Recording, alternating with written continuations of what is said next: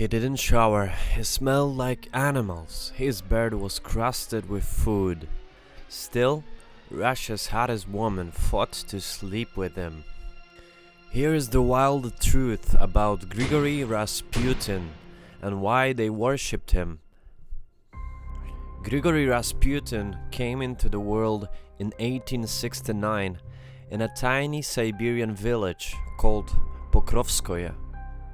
Total backwater. His family were peasants scraping by on a muddy farm.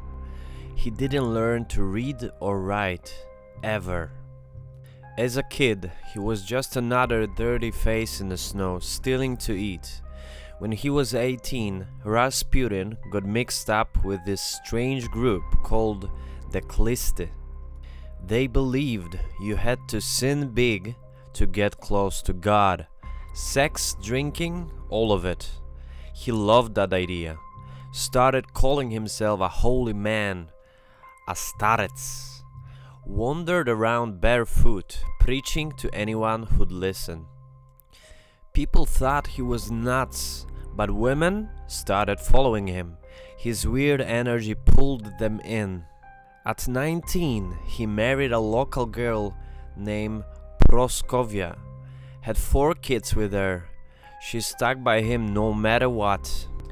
Even when he slept with half of Russia, she didn't blink. Said it was his holy mission.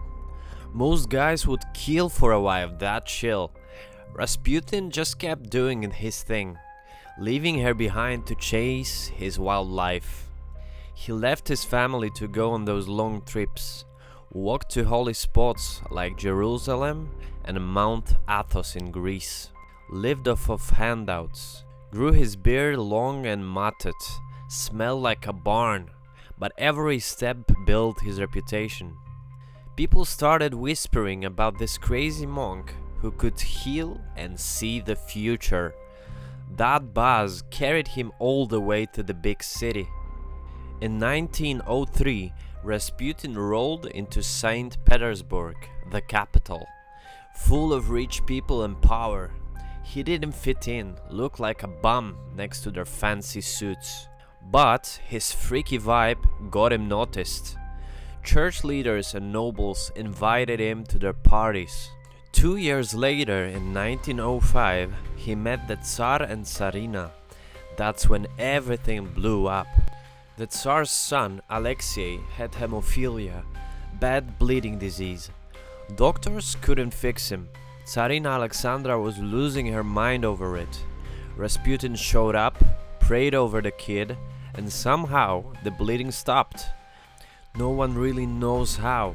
Maybe it was luck, maybe hypnosis. Didn't matter. The Tsarina called him a miracle worker.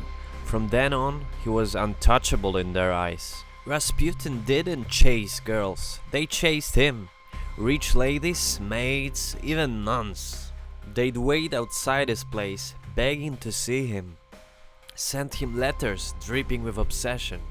Some drew naked pictures of themselves. One woman kept a lock of his nasty hair like a trophy. He'd sit there, calm as hell, while they lost their minds, didn't lift a finger. They did all the work. He had this twisted line, "Sin with me and God will love you more." Sounds insane, but woman bought it. He'd sleep with them and say it was purifying their souls. Even husbands didn't care. They thought it was holy too. He flipped their whole world upside down and made it feel right. Picture this: greasy bird, stained robes, fingernails caked with dirt. He stank so bad, people gagged. But he walked in like he owed the place. Didn't bow to anyone. That raw confidence made women weak. They didn't care about his smell, they cared about his swagger. Rasputin lived on the edge, got stabbed in the gut by a crazy ex-follower in 1914.